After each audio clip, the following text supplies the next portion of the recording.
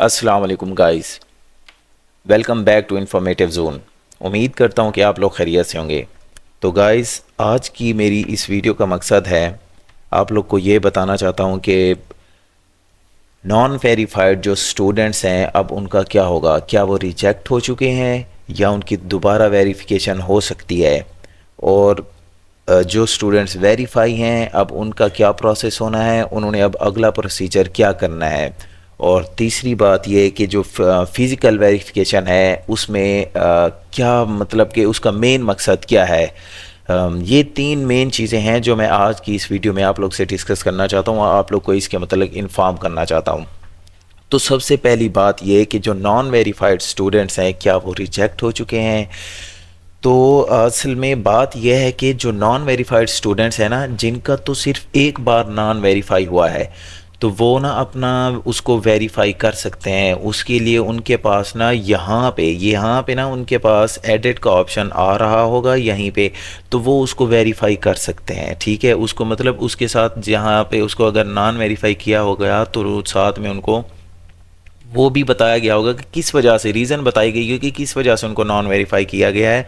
तो उसको अपना सेट करके अपनी मिस्टेक को उनको वेरीफाई कर सकते हैं।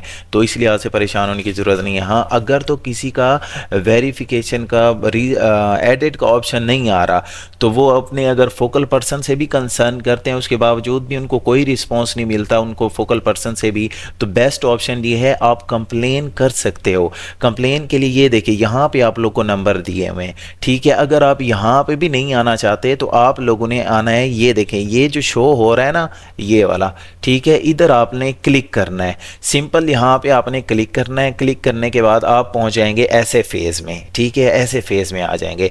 ऐसे फेज़ में आके आपने लॉज कंप्लेन करनी है। ठीक है, इधर क्लिक करके आप लोगों ने कैटेगरी लिखनी है कि आप लोग की मतलब कि कंप्लेन किस टाइप की है।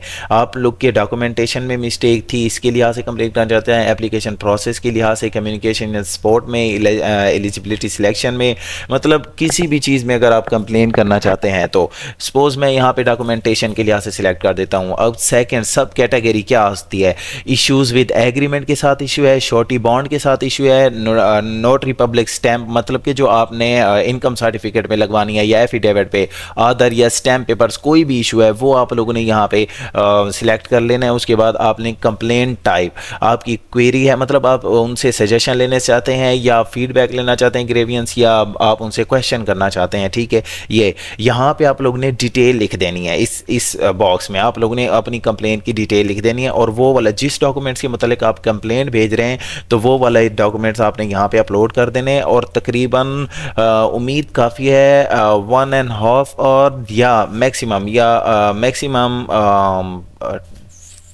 5 to 6 आवर्स और मिनिमम 1.5 आवर आपकी कंप्लेन को रीड कर लिया जाएगा और आपको रिस्पांस कर लिया जाएगा। ठीक है, ये है नॉन वेरीफाइड स्टूडेंट जिनको फोकल पर्सन से भी रिस्पांस नहीं मिल रहा।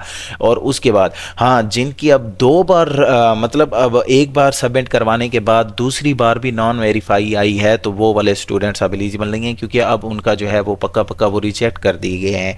तो उनको अब स्ट्रगल करने की भी ज़रूरत नहीं है। हाँ, अगर फिर भी वो दोबारा कंसर्न करना चाहें फोकल पर्सन से तो मे भी हो सकता है चांसेस हो जाएं तो वो कंसर्न कर सकते हैं। अब हम चलते हैं कि वेरीफाइड जो स्टूडेंट्स हैं हमारे पास वेरीफाइड, ठीक है, कुछ कह रहे हैं हमें ईमेल रिसीव नहीं हुई, कुछ कहते हैं हम वेरीफाई हो गए और ईमेल भी रिसीव हो गए। इशू ये नहीं है कि मेल आपको रिसीव हुई है कि नहीं, इशू ये है कि आप वेरीफाई हो चुके हैं। अगर तो वेरीफाई हो चुके हैं वेल एंड गुड, ठीक है। और उसके लिहाज से आप लोग को डॉक्यूमेंट्स भी बताए गए होंगे कि जो स्टूडेंट वेरीफाई हो गए हैं वो अपने अपने ये डॉक्यूमेंट सबमिट करवाएं। ठीक है, तो इस लिहाज से इशू कोई नहीं है।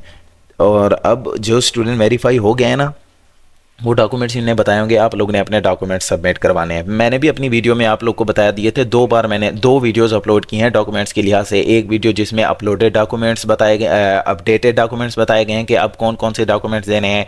एक वो पहले वाली वीडियो जिसमें उनने पहले जो डॉक्यूमेंट्स मांगे थे वो वाले, इसका मैं डिस्क्रिप्शन में लिंक भी दे दूँगा, जिन बच्चों ने नहीं देखा वो अपना देख सकते हैं। और इसके अलावा अब जो स्टूडेंट्स वेरीफाई हो चुके हैं, मैं मेन बात जो करना चाहता था, उनकी ना अब फिज़िकल वेरिफिकेशन स्टार्ट हो चुकी है। मेन जो चीज़ है जो अब हो रही है वो है फ़िज़िकल वेरिफिकेशन। फ़िज़िकल वेरिफिकेशन अब वेरीफाइड स्टूडेंट्स की स्टार्ट हो चुकी है। वो मतलब कि कुछ यूनिवर्सिटीज़ कर रही हैं और कुछ लोग नहीं कर रहे। ये किस सिचुएशन में हो रहा है? ये इस सिचुएशन में हो रहा है कि कुछ बच्चों ने ना अपने डॉक्यूमेंट्स तो अपलोड किए हैं। सपोज अगर उन्होंने अपना एफिडेविट अपलोड किया है, उन्होंने इस स्टाम्प पेपर पे उसको निकलवाया नहीं था और सिंपली अपलोड कर दिया है, और वो फॉर्चुनेटली उनकी एप्लीकेशन भी सबमिट हो गई है। अगर इस केस में भी वेरीफाइड होगी, अगर इस केस में भी वेरीफाइड हो गई है तो वेल एंड गुड। तो अब आप फिज़िकल मतलब के वेरिफिकेशन करवाने जा रहे हैं, आपके पास जो चीज़ें होनी चाहिए आपकी वो अथेंटिक और बिल्कुल ओरिजिनल होनी चाहिए। ठीक है, इस चीज़ का आप लोगों ने ख़ास ख्याल रखना है। ये फिज़िकल वेरिफिकेशन का मेन पॉइंट भी यही है, मेन मकसद भी यही है कि वो आप लोग के देखना चाहते हैं जो आप लोग ने डॉक्यूमेंट सबमिट करवाए हैं उधर वो आपके पास अथेंटिक हैं भी या नहीं। अगर आपने रिजल्ट कार्ड दिया है, स्टैम्प पेपर दिया है या कुछ भी दिया है, वो आप लोग के पास ओरिजिनल है या नहीं।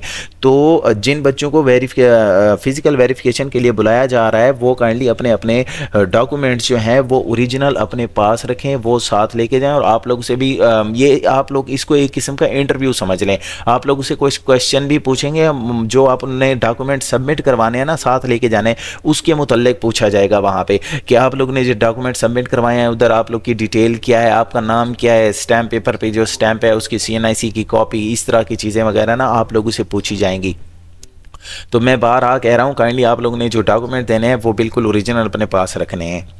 जी, तो कुछ बच्चे पूछ रहे थे ना मेरिट लिस्ट कब लगेगी। तो मेरिट लिस्ट जो है ना ये तकरीबन मार्च के लास्ट तक ना ये आप लोग का प्रोसेस ही चलना है। मतलब कि कुछ बच्चों को जो डेट दी गई थी डॉक्यूमेंट सबमिट करवाने की, कुछ को तो 14 दी गई है, कुछ को 16 दी गई है। मतलब ये 20 मार्च तक ये ना चाहिए ये सिलसिला चलता रहेगा।